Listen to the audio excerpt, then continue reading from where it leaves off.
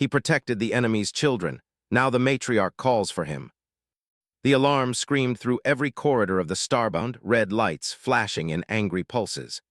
Colin Harper grabbed his medical kit and ran toward the emergency bay, his boots pounding against metal floors. Around him, crew members rushed to their stations while the ship shuddered from another impact. "All medical personnel to stations. This is not a drill," the intercom blared. Colin had heard those words too many times in the past 3 years. 3 years since humanity met the Voltorians. 3 years since first contact turned into first blood.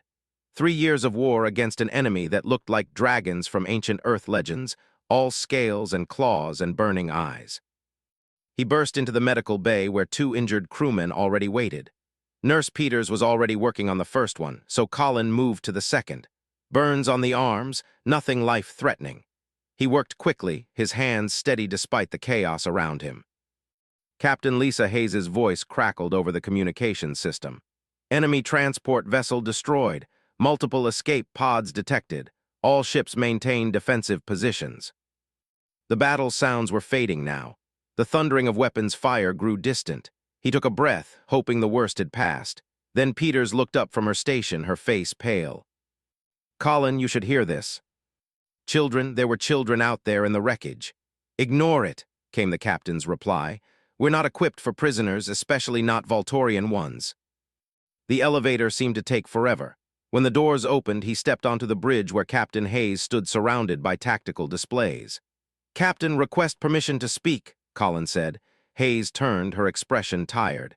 She was a good officer, fair but firm. The war had aged her like it had aged everyone. "Make it quick, Harper. This is a warship, not a rescue vessel." Enemy combatants could be taken as prisoners if resources allowed, but there was no protocol for children. No one had expected to find Voltorian young in a battle zone. Hayes closed her eyes for a moment. "If we bring them aboard, it complicates everything. We'd have to keep them secured, fed, we don't even know what they eat." "But Harper, they're your responsibility. Anything goes wrong, it's on you." He'd treated Voltorian wounds before on the few occasions they'd captured injured enemy soldiers. But he'd never seen their children. The pod door hissed open and steam poured out. Through the mist, Colin saw movement. Small shapes huddled together in the back of the cramped space. 4 pairs of eyes stared at him, glowing faintly in the dim light. The eyes were vertical slits like a cat's and filled with absolute terror. The children were smaller than he'd expected. The largest might have been equivalent to a 12-year-old human. The smallest looked no older than 6. Their scales ranged from deep emerald to pale silver, and their wings were folded tight against their backs. "It's okay," Colin said softly, raising his empty hands. "I'm not going to hurt you. I'm a doctor. I help people." Colin slowly lowered himself to his knees, making himself less threatening. He opened his medical kit and took out a scanner, moving very deliberately so they could see everything he was doing. "See? Just tools to help." "That's all." "You're hurt," Colin said gently, pointing to her arm. "Can I help, please?" He spoke in the Voltorian language, a series of clicks and low rumbles that Colin didn't understand. But the meaning was clear enough. He was giving permission. Colin moved forward slowly, every motion telegraphed and careful. When he reached the smallest child, she flinched but didn't pull away. Her eyes were huge and wet with tears that looked surprisingly similar to human tears. "That's it," Colin murmured. "You're being so brave." The children were all staring at him now with less fear and more confusion. They'd expected violence. They'd expected cruelty. Instead, they'd found kindness. The smallest child, the one he'd just bandaged, slowly extended her small clawed hand. She touched his arm just briefly, as if testing whether he was real. Colin smiled at her. "My name is Colin, you're safe now." But in this small moment, in this tiny space, there was only the simple act of caring for those who needed help. And sometimes, Colin thought, that was enough. For 6 hours, Colin stayed with the children in the medical bay. He'd moved them there after their initial treatment, setting up a sectioned area with blankets and cushions. The Starbound's kitchen staff had sent up various foods, trying to figure out what Voltorians could eat. It turned out they were omnivores like humans, though they preferred their meat barely cooked. The smallest child, the one with cream-colored scales, had stayed close to Colin the entire time. She told him her name through gestures and simple sounds. Kessa. The others were Riven, the oldest with green stripes, Torak, the bronze-colored one who'd hissed, and Myra, a silver-scaled girl who hadn't spoken at all yet. Colin had sung them old Earth songs when they seemed frightened. He'd shown them pictures of his home, of trees and oceans. Slowly, bit by bit, they'd begun to relax. Kessa had even fallen asleep against his side, her small body finally releasing its tension. Now Peters shook his shoulder gently. "Colin, you need to see this. 15 warships, they're hailing us. They're demanding we identify ourselves and state our purpose in this sector. If we fight, we die, but if we show them we protected their young..." Colin looked back toward where the children slept. "Maybe they'll listen." "Voltorian fleet, this is Captain Lisa Hayes of the human vessel Starbound. We recovered 4 juvenile survivors from a damaged escape pod. They are unharmed and have received medical treatment. We request a peaceful exchange." Colin could hear his own heartbeat in his ears. Around the bridge, officers gripped their stations, waiting. Then a voice responded, deep and resonant with an accent that turned human words into something musical. "Human vessel, you claim to hold our young. Prove this. They've come for you, but I need you to come with me to show them you're safe." When they stepped into the communications area, Hayes activated the visual feed. On the main screen, a Voltorian appeared. He was enormous, his scales a deep crimson marked with scars. His eyes were the color of molten gold, and when he saw the children, something shifted in his expression. "Little ones," the Voltorian said, his voice suddenly gentle. "Are you well?" The words came fast, tumbling over each other. He gestured to Colin several times. The other children joined in, even quiet Myra adding soft sounds. Kessa held up her bandaged arm, showing it to the screen. The crimson Voltorian listened to everything. His eyes moved from the children to Colin and back again. When the children finished, he was quiet for a moment. "I am Dracker, commander of the Matriarch's 3rd Fleet," he said finally, speaking in English again. "You are the one who treated them." "My name is Colin Harper. I'm a medic." "This is true. We will meet at the following coordinates in neutral space.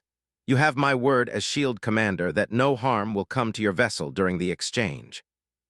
The Voltorian flagship was already waiting, a massive vessel that made their ship look like a toy. Colin accompanied the children to the shuttle bay for the transfer. He'd packed food for them and made sure their injuries were properly dressed. Kessa hadn't let go of his hand the entire time. The airlock connected with a solid thunk. The door opened, and Dracker stood there with a contingent of Voltorian warriors. They were all massive, armed and armored. But when they saw the children, every warrior dropped to one knee. It was a gesture of profound respect. The children ran forward, and the warriors embraced them carefully, checking them over with gentle claws. Colin watched, feeling a strange mixture of relief and sadness. He'd only known them for hours, but he'd grown attached. Kessa suddenly pulled away from the warrior holding her. She ran back to Colin and pressed something into his hand. It was a small crystal, no bigger than his thumb, that glowed with soft blue light. "Honor crystal," Riven explained, walking over. "From Kessa's family. Very important, she wants you to have it." For a moment, Colin thought he might be in danger, but then the commander placed one massive hand on his shoulder. "You protected our most precious treasures when you had no reason to do so," Dracker said. "Your name will be remembered, Colin Harper. Among my people, this I swear." "You did good, Colin." He placed Kessa's crystal on his small desk where he could see it. Then he fell into his bunk and slept deeply for the first time in weeks. 3 weeks later, everything changed. Colin was in the medical bay organizing supplies when Peters called him to communications. "You've got an incoming message. It's on diplomatic channels. Military intelligence wants you to hear it. The Matriarch of Voltora requests your presence on the homeworld. A ship will be dispatched to bring you safely to her court. This is a matter of highest honor."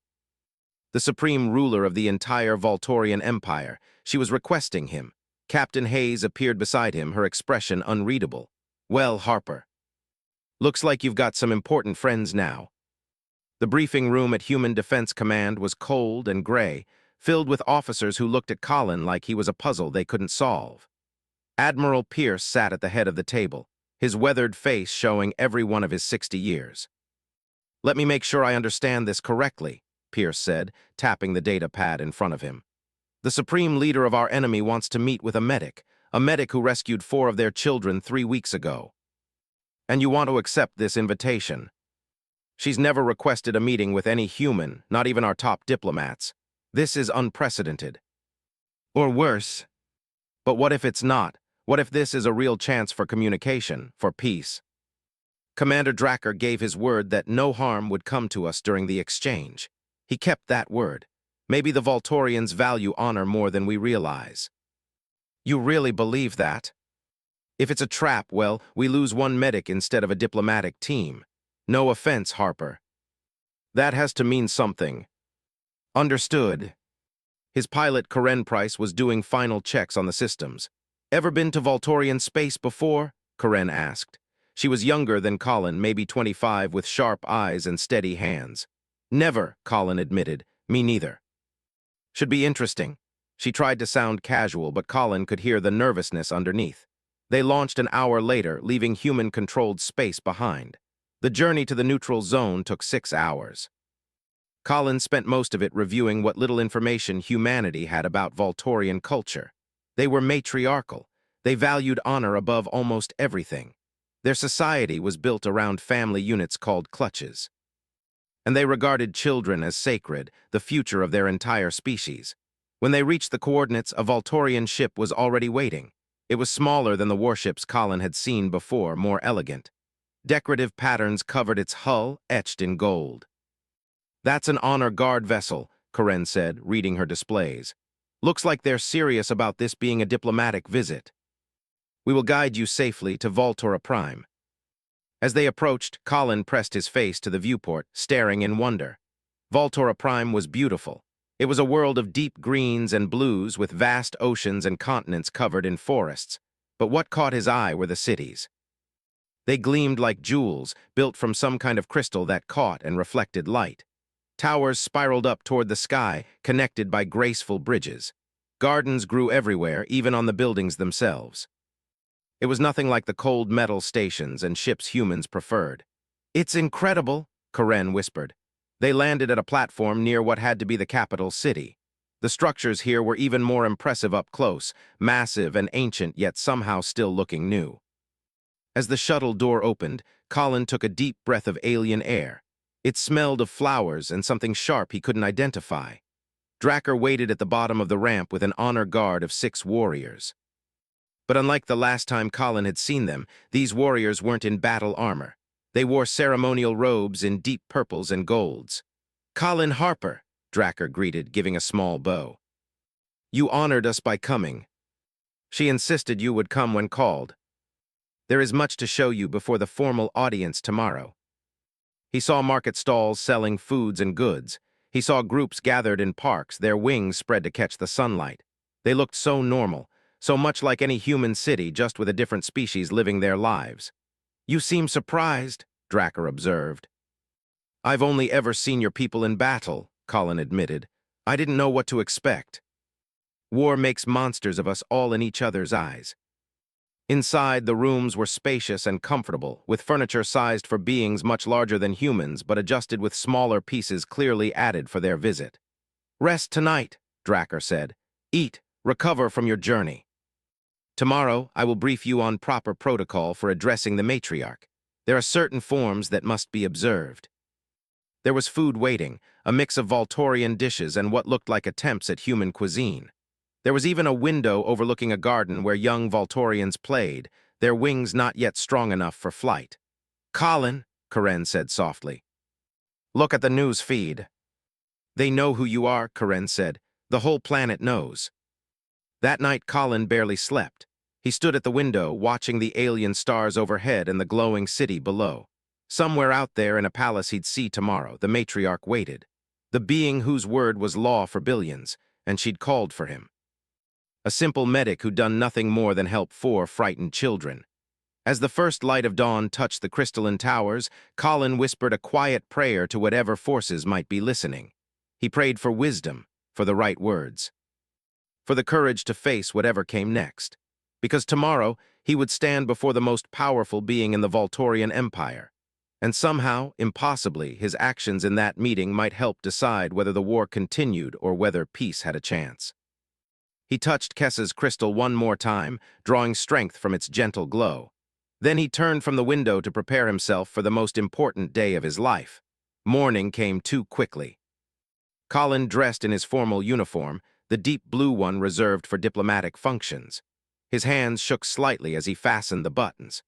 Karen helped him with the medals he'd earned during the war, small pieces of metal that suddenly felt very heavy.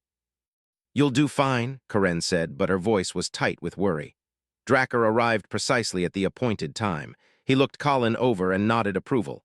"The Matriarch values those who face her with honest presentation. You look like what you are. A soldier who heals rather than harms. That is good." News of his arrival had spread even further overnight.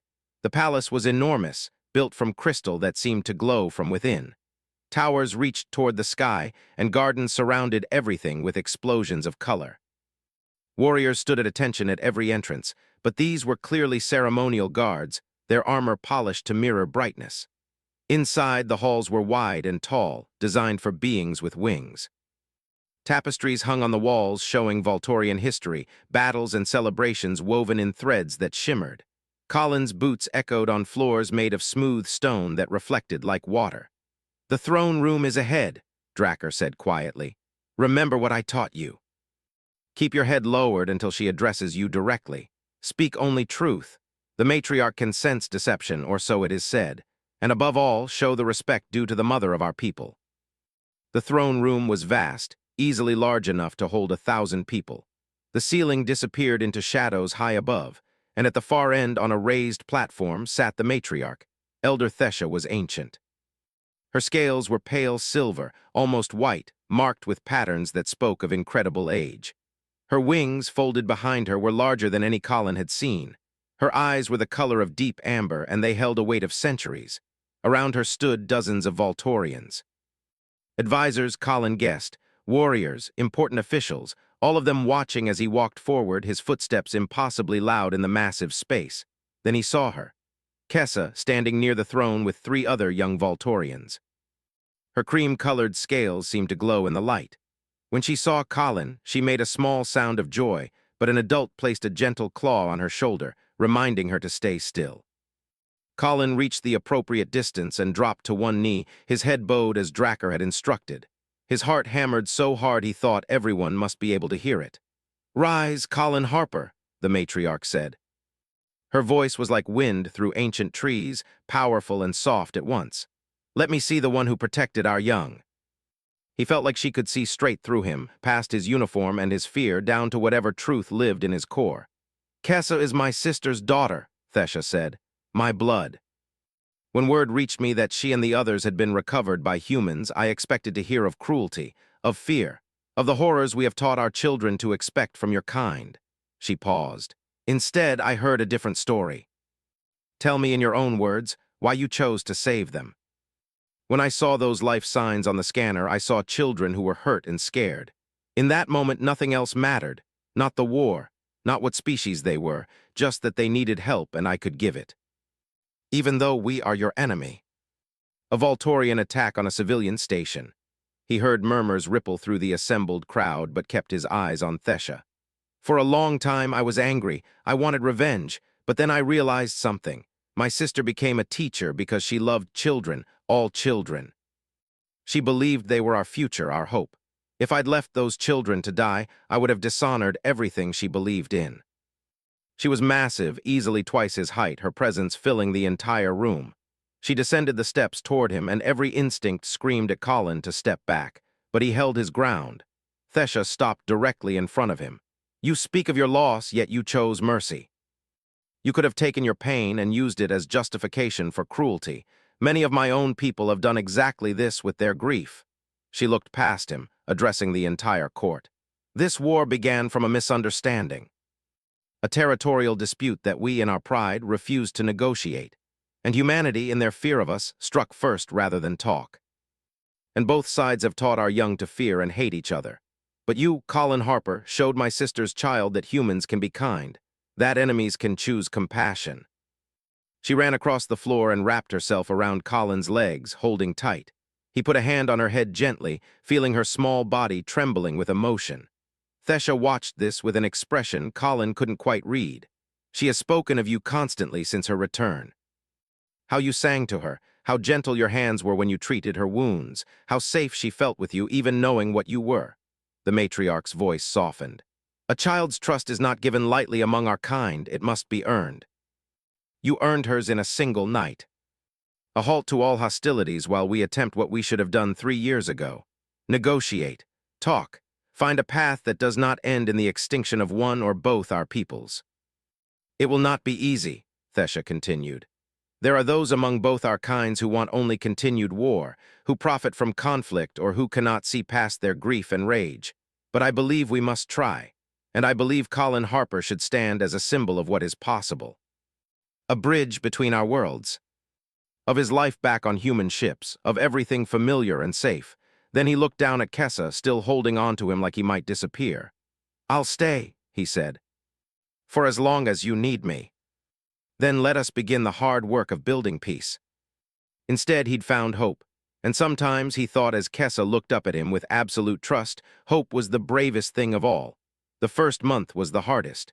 Colin moved into quarters within the palace complex, a strange position between guest and ambassador. Human command had approved his stay, though some officials back home called him a traitor in private communications that somehow always found their way to public forums. The peace talks happened in careful stages.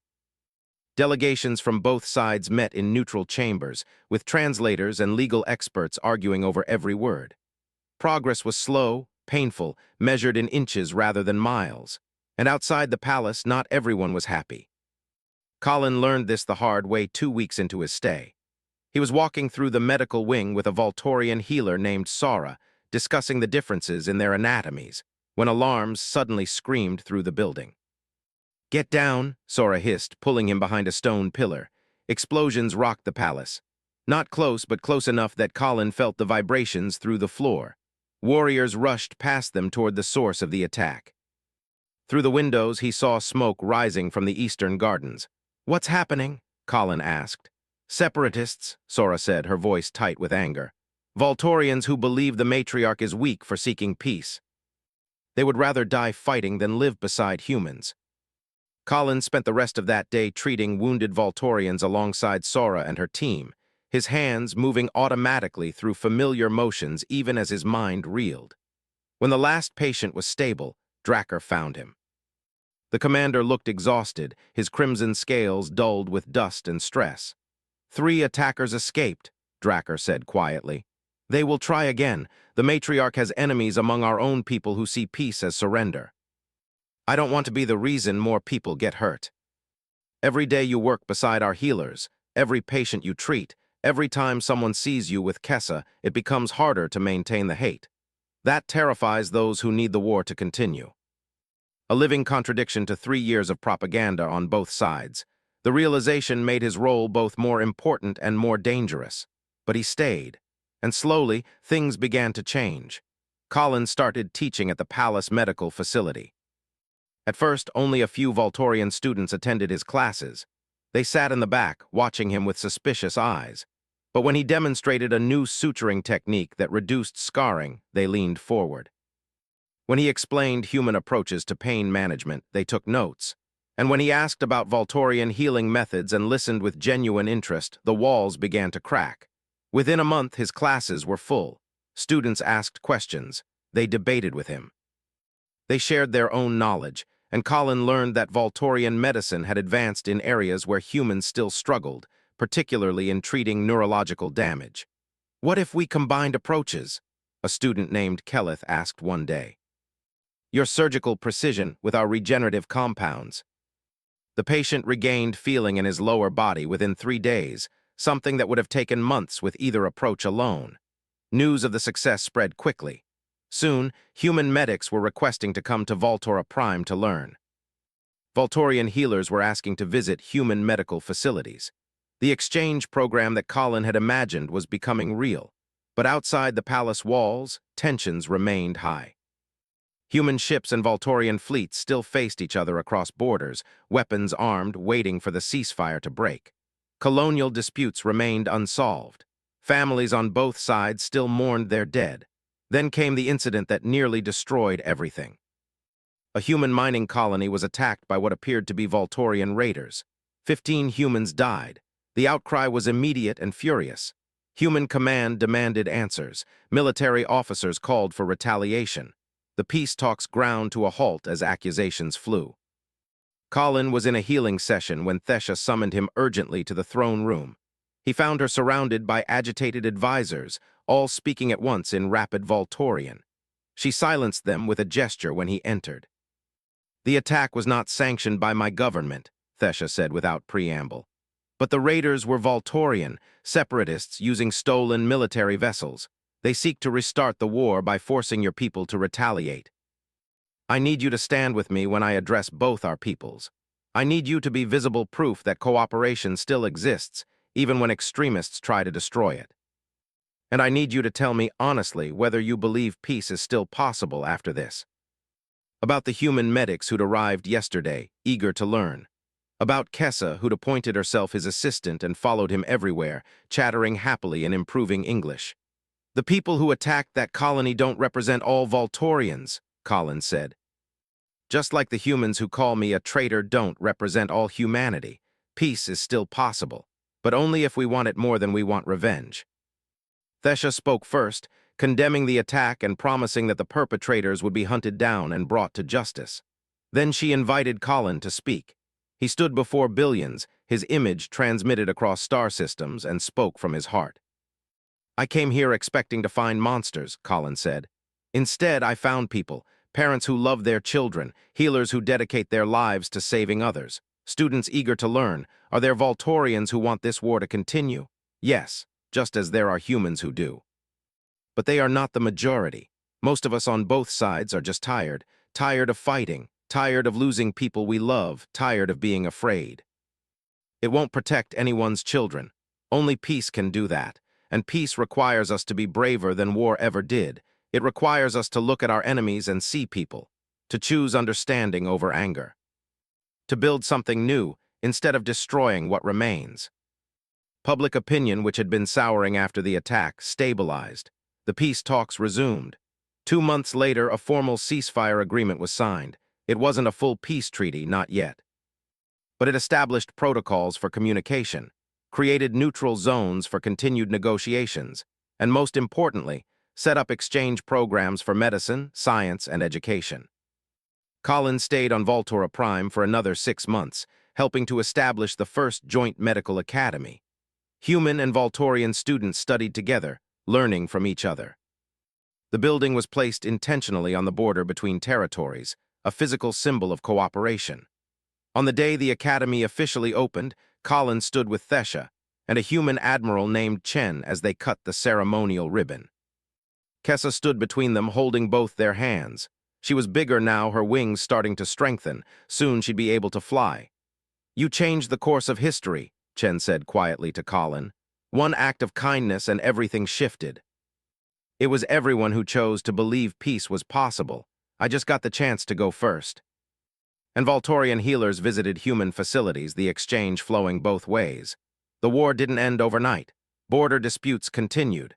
Extremists on both sides still caused problems. Some wounds were too deep to heal quickly, but the direction had changed. Instead of sliding toward mutual destruction, both species were climbing slowly toward something new. Years later, when historians studied this period, they would point to many factors that enabled peace. The economic costs of continued war, the rising influence of moderate politicians, the effectiveness of joint scientific projects. But they would also note a simple moment that shifted everything. A human medic who saw 4 frightened children and chose compassion over indifference, who proved that even in war, kindness was possible, and who showed both species that their supposed enemies were not so different after all. Colin kept Kessa's crystal on his desk wherever he went. Sometimes, late at night, he'd hold it and remember that moment in the docking bay when a small child had offered him her family's honor. When trust had been given despite every reason not to give it. That trust had changed everything. And Colin had spent the rest of his life trying to be worthy of it, one patient at a time, one student at a time, one small act of healing at a time. Because in the end, peace wasn't built by governments or militaries. It was built by ordinary people choosing, again and again, to see the person across from them as worthy of compassion. And sometimes, that was the bravest thing anyone could do.